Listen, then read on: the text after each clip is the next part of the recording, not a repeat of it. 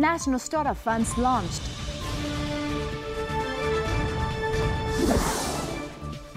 Provincial Competitiveness Index Report 2015 launched in Hanoi on Thursday.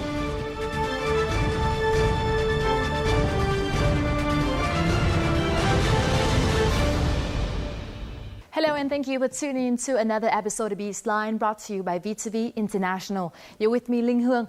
As usual, we start our program with several highlights in the economic and business scene for the past week.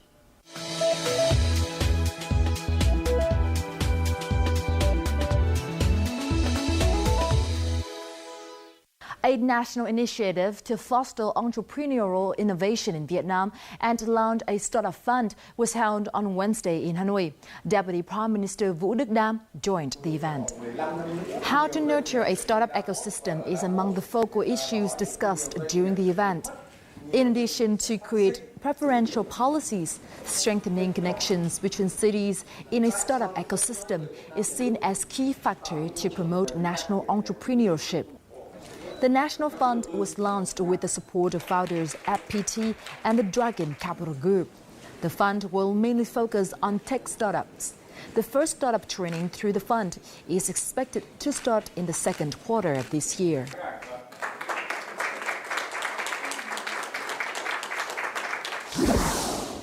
Vietnam's economy is expected to remain stable in 2016 with growth of 6.7%, followed by a modest softening in 2017. This forecast was made by the Asian Development Bank, or ADB, in its new flagship report, Asian Development Outlook, launched on Wednesday. The report points out three main drivers of the recent growth: foreign direct investment, consumer confidence and credit, and pro-growth policies. However, the economy still faces short-term challenges such as a slowing global economy and narrowing macroeconomic buffers in terms of fiscal and monetary policies. In the long term, Vietnam needs to address low productivity and difficulties of domestic firms in integrating into global value chains. The report also notes that domestic firms will face increasing commercial pressures from recent free trade agreements. Next, the State Bank of Vietnam just requested all commercial banks to cease issuing loans from the 30 trillion dong preferential credit package. The sudden announcement followed news that outstanding loans based on the package had exceeded 30 trillion dong or $1.34 billion. Therefore, commercial banks must cease lending from March 31st and focus on disbursing the committed loans. Prime Minister Nguyễn Tấn Dũng requested the State Bank of Vietnam extend the disbursement of the package for low-income housing at the regular March cabinet meeting. The package will continue until disbursement is complete instead of ending on June 1st, as stated in Circular 11/2003. People who have signed loan contracts before March 31st will continue to enjoy the 5% interest rate. Now, the Malaysian Public Bank Berhad, or PBB, recently received a wholly foreign-owned bank license from the State Bank of Vietnam, or SBV. Effective on April 1st, 2016, the bank will become a 100% wholly owned subsidiary of PBB and will be renamed as Public Bank Vietnam Limited. The new bank has a charter capital of more than $130 million and has a term of operations of 99 years. The new bank will be the sixth wholly foreign-owned bank in Vietnam after HSBC, ANZ, Standard Chartered, Shinhan Vietnam, and Hong Leum Bank. The Indonesia Anti-Dumping Committee has announced its final decision after an administrative review following investigations into cold-rolled steel coil and sheets imported from Vietnam and 4 other countries. The Indonesians would continue imposing anti-dumping tax rates of 12.3% to 27.8% on Vietnamese steel for 5 years. The rates were higher than those imposed on steel imported from the Republic of Korea and Taiwan, but much lower than Japan and China. Apple is looking to expand its presence in Vietnam and is searching for key staff to take the helm. Currently, among other positions, Apple is recruiting a distribution manager for the Vietnamese market. The technology giant is looking for a highly motivated and customer-oriented person to develop strategies to boost iPhone and iPad sales in the market. Apple's Singapore office is offering this position in Vietnam with a higher-than-market salary. We have just reviewed several economic and business highlights over the past week. Up next, let's learn more about 2015's Provincial Competitiveness Index, or PCI, in our crosstalk.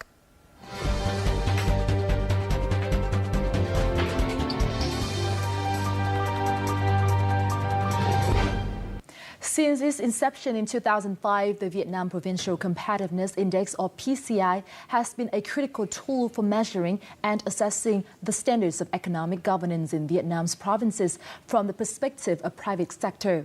Over the past 11 years, the Vietnam Chamber of Commerce and Industry, or VCCI, has closely collaborated with the U.S. Agency for International Development, or the USAID, to produce the annual PCI report. This year's report was launched on March 31st and once again has proven its importance among business community. Its survey drew the participation of over 11,500 enterprises, the largest survey group of the report over the years. To further discuss this year's report and how the PCI report has gained its critical role, we have invited to our studio today Dr. Michael Trueblood, Director of Economic Growth and Governance Office of the USAID in Vietnam. But first, let's take a look at the following.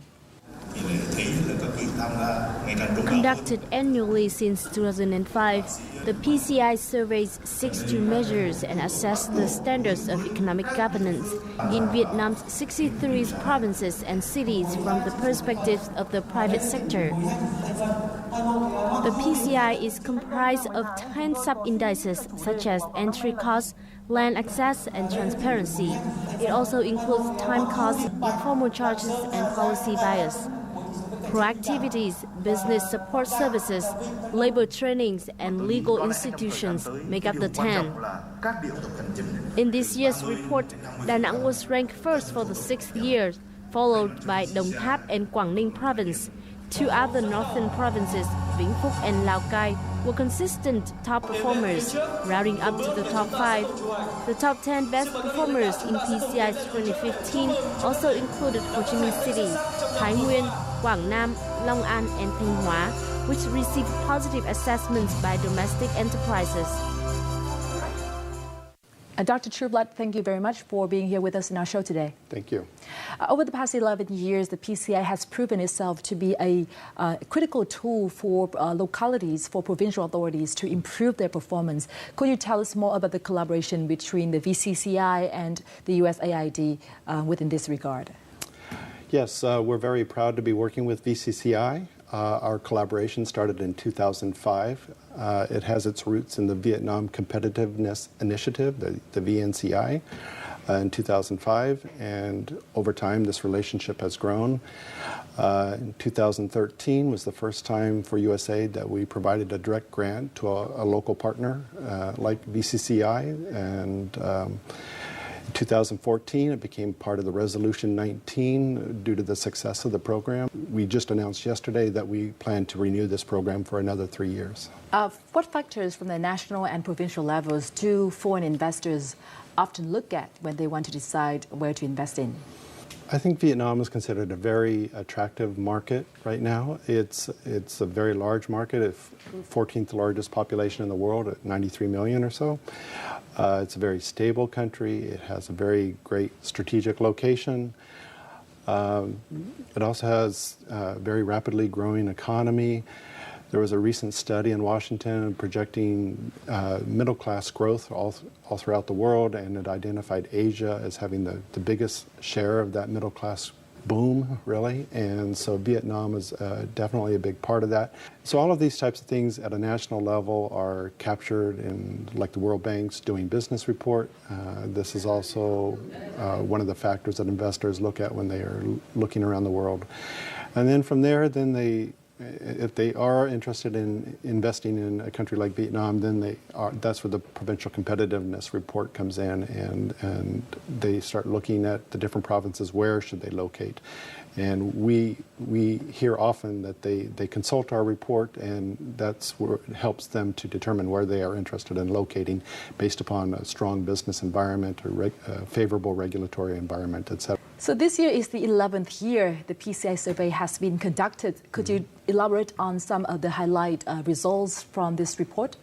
Over time, the median index has very gradually increased, but this last year it was about the same as last year. But there are a few different components that were a little bit different. Some of the areas where we saw improvements were entry costs and also administrative costs and transparency. How about the indices where Vietnam has not seen a lot of significant improvement? Yeah, that would include areas like business support to businesses, informal charges, and some of the policy biases against businesses. Mm-hmm. PCI has been seen to be a helpful tool for provincial authorities to improve their support to the business community. Can you tell us more about this? As I mentioned, the Resolution 19 is now a big part of this program. It's grown in popularity and importance for the government. It's now part of this Resolution 19 to encourage productivity changes and private sector competitiveness. I would say, in addition to that, the World Bank just recently released its report called Vietnam to 2035, and it also emphasized the importance of productivity and private sector competitiveness as one of the 3 pillars in that report. Beyond that, I think people think of the report as just providing the annual report, but really it's a larger program than that, and so I'd like to emphasize that it's helping the provinces with making recommendations. It's providing data and analysis to officials, and it's helping with the business sector to provide, to encourage that cooperation with the business sector to ensure that their voices are heard. And finally, it's helping to share best practices throughout the country. And so we're taking those lessons from the successful provinces and trying to help the other ones that have not been as successful. The central city of Da Nang topped the PCI for the 3rd consecutive year in 2015 among 63 provinces and cities nationwide. This marked the 6th time the city has led these annual rankings since the first PCI report in 2006. According to this year's report, a key contributor to Da Nang's top ranking is the new Center for Public Administration, which was established in September 2014. This has been particularly helpful in enhancing administrative transparency, reducing transaction and informal cost, as well as initiating proactivity. The city's Center for Public Administration, which coordinates local policies and serves as an information clearinghouse, has proven to be effective in saving time, effort, and money for people, businesses, and public officials. Another example of Da Nang's effort to improve its public service quality is the Smiling Officer Award. This is an initiative of the city to celebrate governmental officers who have the best services and was selected by local business and people. In 2014, Da Nang also launched the Year of Enterprise program, under which the city government implemented several practical initiatives to create a favorable environment for business development. Besides the central city of Da Nang, provinces such as Quảng Ninh, Vĩnh Phúc, or Đồng Tháp have consistently remained top performers in the PCI. So which features do they have in common that are attributable to this good performance? Yes, we just completed an internal evaluation of the report of this program, and what we found were 5 really important factors, and it didn't really matter where the provinces were located or their economic conditions. It seemed like there were 5 really important factors. So the first one was provincial leadership. Needs commitment at the top. Secondly, there needs to be some resources devoted to the program. And then in addition, there needs to be like a monitoring program. They need to bring in the business sector. They have a lot of capabilities and they can help guide the process. Another aspect that was important was that some provinces get challenges dealing with the government's central policies, regulations, and so sometimes it required a little bit of creativity. So we found that the provinces that were successful were the ones that were able to be innovative and work with those policies. And then a final factor was that many of these provinces used the media to their advantage. They used local newspapers and television stations to always make sure that everybody understood about the campaigns and what they were trying to achieve. Besides those 5 factors, which, as you said, these provinces, these top performers have done very well, are there any factors that need to be improved? A few factors. It's kind of the opposite of that. If they're not successful, it's usually that maybe they don't have the strong leadership, or they don't have a good monitoring plan, or they're not allocating resources, so they're not involving the private sector, or using the media, those types of things. But in addition to that, our report found that issues like business support, informal charges were also important. Quảng Ninh Province, which was ranked after Da Nang and Đồng Tháp in this year's PCI report, is the first locality in the nation to establish a local competitiveness index based partially on the PCI criteria. Thực sự đổi mới với thời gian nhanh nhất, ngắn nhất, có những cái hồ sơ đấy chỉ có 3 ngày là đã được giải quyết xong. With the local competitiveness index model, authorities and officers in Quảng Ninh Province are urged to enhance their own competitive capacity. Satisfaction levels of business and people can be expressed through these buttons. This shows the will of the provincial government to listen to businesses' voice and, more importantly, respond to feedbacks. Nếu như 100% các cái sở ngành và các cái địa phương thuộc tỉnh mà thực hiện tốt cái này, mà được nhiều doanh nghiệp thăm dò bỏ phiếu đánh giá, thì chính là giúp cho chính quyền của chúng tôi càng ngày càng tốt hơn, phục vụ doanh nghiệp tốt hơn. Thanks to the government's efforts, Quảng Ninh jumped 2 rankings from the 5th last year to the 3rd in this year's report.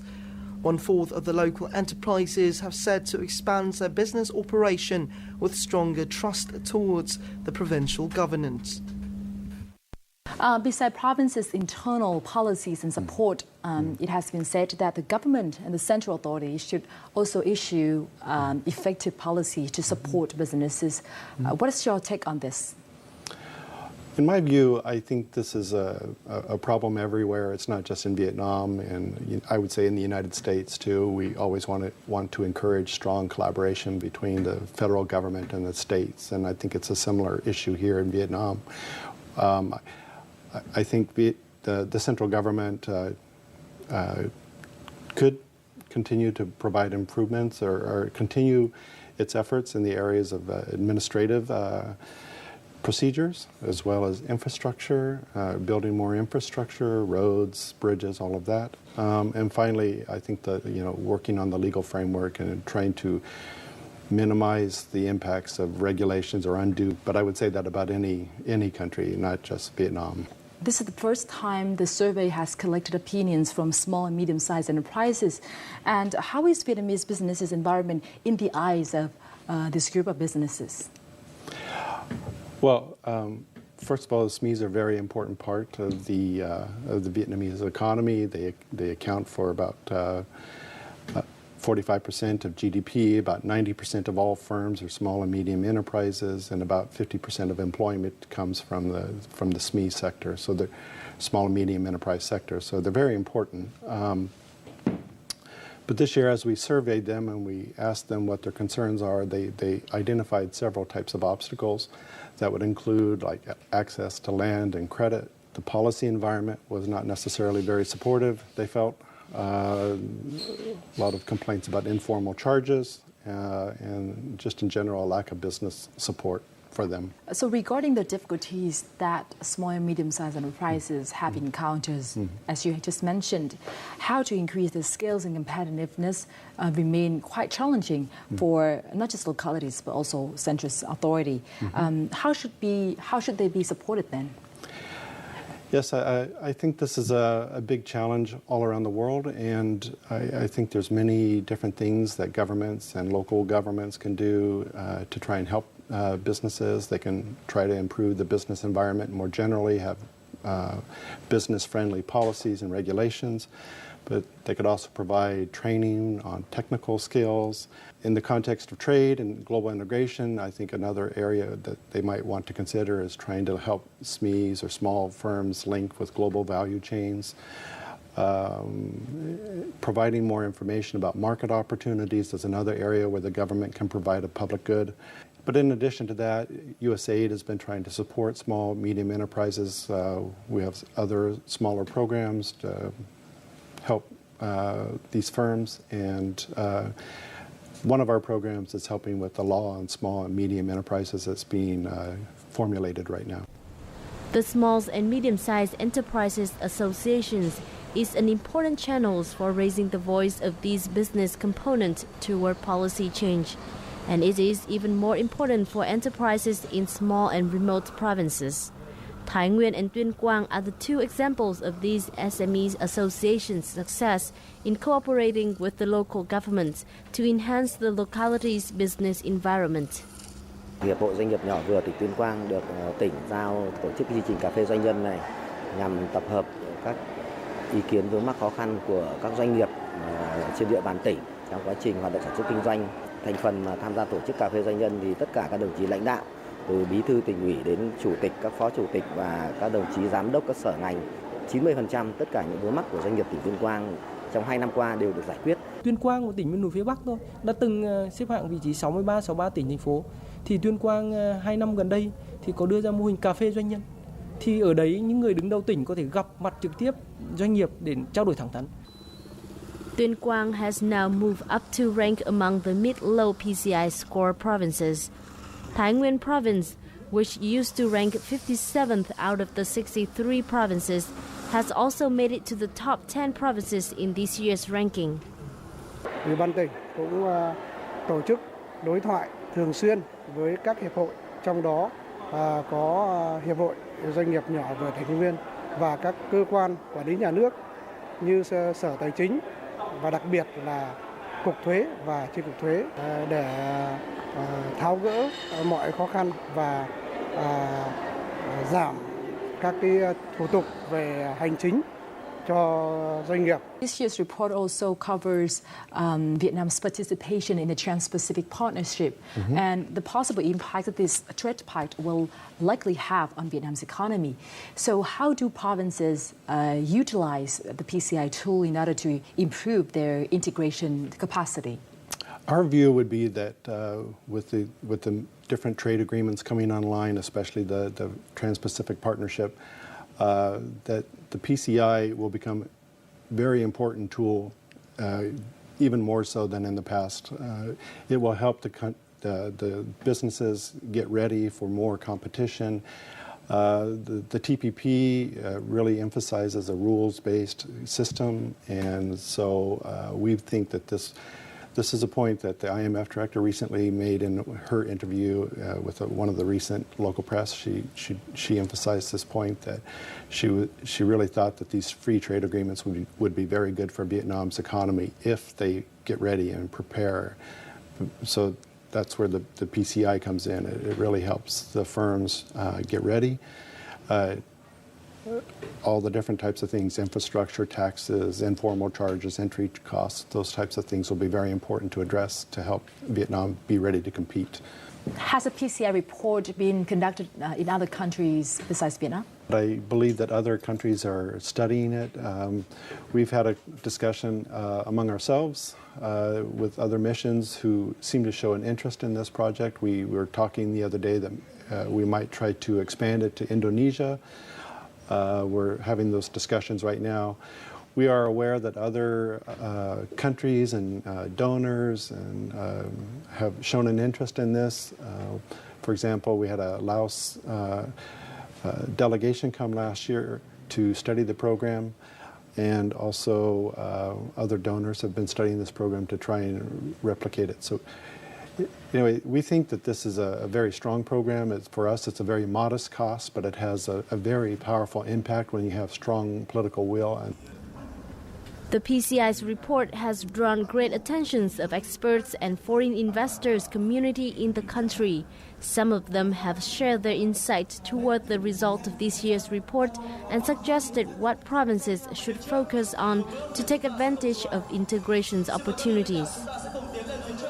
Yeah, I think the information here shows that the provinces are doing quite well, that the knowledge about TPP the knowledge about global supply chains is increasing. I think the government and the business associations have done a good job. It's one thing to know the words TPP. It's something else to know what really is going to be required to make TPP a success. And we have a year or two for that. With TPP, there will be more benefits to those provinces that actually follow the recommendations of PCI.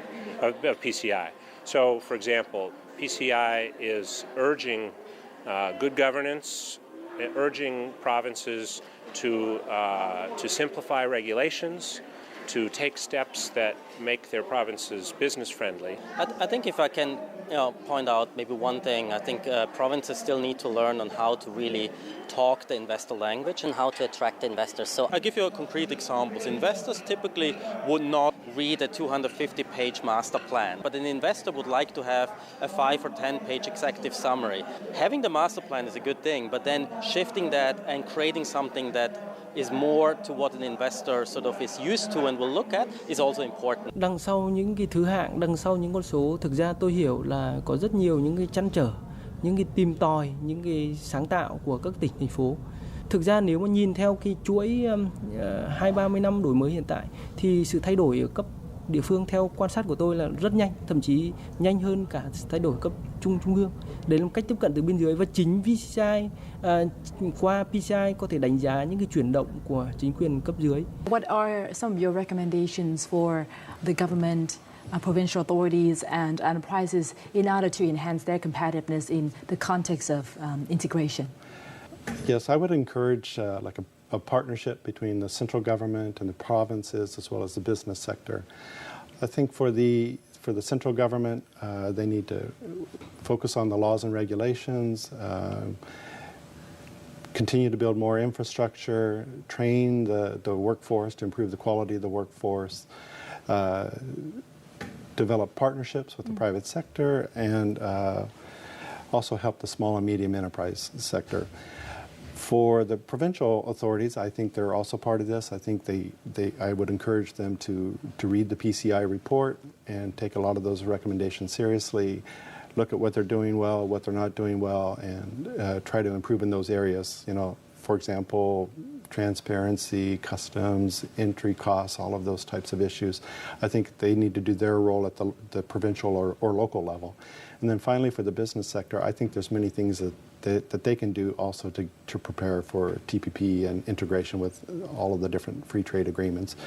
But especially they need to think about their competitiveness and develop strategies, maybe niches, develop their market niches, maybe think about how to link up with global value chains. Also other issues like developing stronger accounting systems. Well, thank you very much for spending your time with us in our show today. Thank you. Over the past 11 years, the PCI report has effectively provided the voice of the business community to highlight key issues in economic governance to enhance the quality and speed of market-based reforms. In addition to the rankings, PCI report has also helped bring the voice of businesses closer to policymakers. In the midst of the accelerated global integration, such rigorous analysis of the current challenges and opportunities could not be more valuable. And that's all we have for this episode of Bizline. Thank you very much for being with us. You can always rewatch our show at vtv4.vn or youtube.com/vtv4go. And goodbye for now.